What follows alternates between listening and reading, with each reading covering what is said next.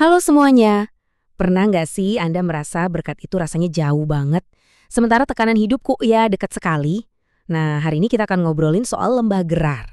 Dan gimana caranya tempat yang rasanya paling rendah dalam hidup kita justru bisa jadi sumber kekuatan terbesar. Mungkin pertanyaan ini nyentil banget ya buat Anda sekarang.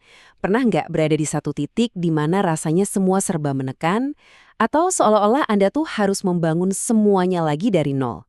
Kalau iya, pembahasan ini pas banget buat Anda. Oke, kita bedah dulu ya. Jadi, lembah Gerar itu bukan sekedar lokasi di peta.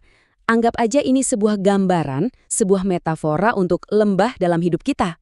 Ya tahu kan, tempat yang rasanya rendah, sepi, dan penuh tantangan. Tapi ironisnya, justru di tempat-tempat seperti inilah berkat terbesar seringkali lagi disiapkan. Cerita ini sumbernya kita ambil dari kitab Kejadian pasal 26. Kita akan lihat perjalanannya Ishak. Jadi, waktu dia menghadapi kesulitan, dia malah melakukan sesuatu yang di luar dugaan. Dia bukannya pindah ke tempat yang lebih enak, tapi malah turun ke sebuah lembah. Keputusannya ini, menyimpan pelajaran luar biasa buat kita semua. Oke, pelajaran pertama yang bisa kita tarik dari lembah Gerar adalah tentang ketaatan. Dan bukan sembarang ketaatan, tapi ketaatan yang justru membawa kita ke tempat yang terasa nggak nyaman. Coba diperhatikan, ketaatan Ishak ini spesifik banget. Pertama, waktu kelaparan melanda, instingnya pasti nyuruh dia pergi ke Mesir, yang makmur kan? Tapi Tuhan bilang jangan, dan dia nurut. Kedua, pas ada konflik, dia nggak ngelawan. Dia justru milih buat ngalah dan pindah. Dua-duanya ini keputusan yang berat loh, yang lahir dari ketaatan. Nah, dari sini kita belajar sebuah kebenaran rohani yang penting banget. Ternyata, ketaatan itu nggak selalu terasa enak. Nggak selalu membawa kita ke puncak gunung dengan pemandangan indah. Kadang-kadang, jalan ketaatan itu malah nurunin kita ke lembah yang sunyi. Dan disinilah kuncinya teman-teman. Meskipun lembah itu nggak nyaman, tempat ketaatan itu adalah jaminan penyertaan Tuhan. Artinya, dimanapun kita berada, selama kita berjalan di jalurnya Tuhan, kita nggak pernah sendirian. Oke, kita lanjut ya. Karena ini nggak berhenti di situ aja. Pelajaran kedua adalah soal proses. Di lembah, berkat itu nggak datang tiba-tiba. Ada proses untuk menggali lagi apa yang pernah hilang. Coba bayangin deh posisinya Ishak. Dia sampai di lembah itu bukan buat bikin sesuatu yang baru, tapi malah ngerjain ulang sesuatu yang udah ada. Sumur-sumur yang dulu digali ayahnya Abraham, sekarang malah ditutup. Jadi dia harus kerja keras buat ngembaliin sumber air yang pernah ada. Prosesnya itu sama sekali nggak gampang loh. Bener-bener kayak siklus yang bikin frustrasi. Jadi gini, dia gali sumur, terus sumurnya direbut. Dia nggak ngelawan, dia pindah dan ngalah. Terus gimana? Ya dia ulangi lagi prosesnya dari nol. Gali, direbut, pindah. Ini gambaran ketekunan yang luar biasa di tengah rasa frustrasi yang pasti gede banget. Jadi, apa artinya ini buat kita? Ini tuh pengingat yang penting banget, bahwa berkat yang sejati itu seringkali butuh proses. Bukan kayak sulap yang instan, tapi lebih mirip kayak bertani. Ada proses menggali, berjuang melawan hama, dan bertahan ngelewatin musim yang sulit.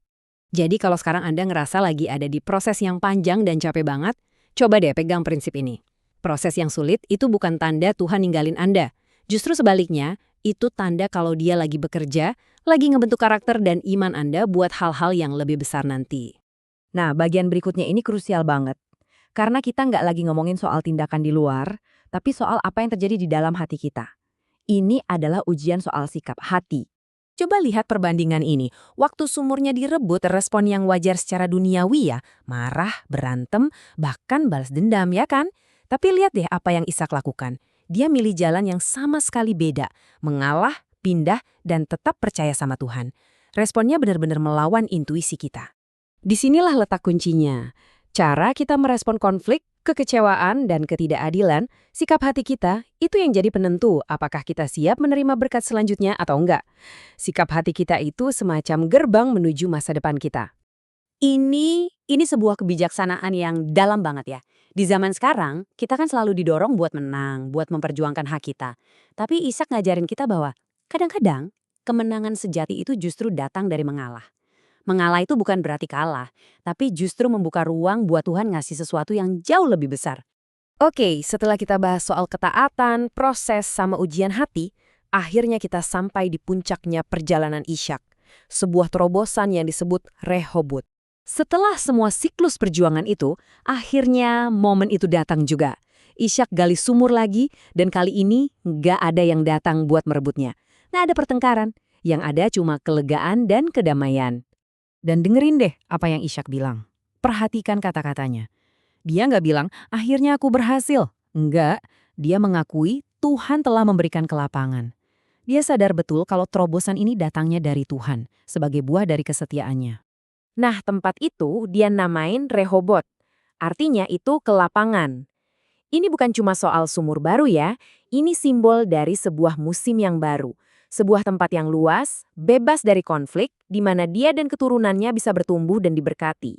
Dan pesan ini saya mau sampaikan langsung buat Anda.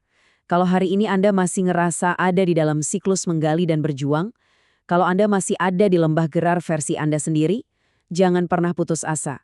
Teruslah taat, terus jaga hati Anda, karena Rehobot, kelapangan dari Tuhan, itu sedang menanti di depan. Jadi, yuk kita rangkum sebentar 4 pelajaran utama ini. Pertama, ketaatan itu membawa kita ke tempat di mana Tuhan bekerja.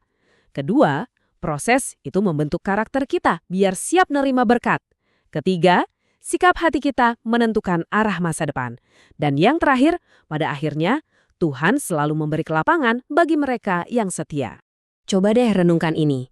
Berkat yang sejati dan tahan lama itu ibarat mata air. Dia nggak ditemukan di permukaan.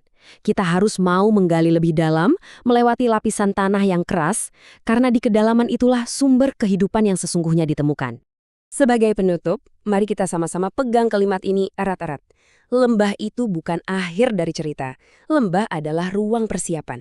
Di dalam lembah ketaatan dan proses yang mungkin terasa sulit banget saat ini, percayalah, Tuhan sedang mempersiapkan Rehobot Anda, sebuah kelapangan yang luas dan penuh berkat.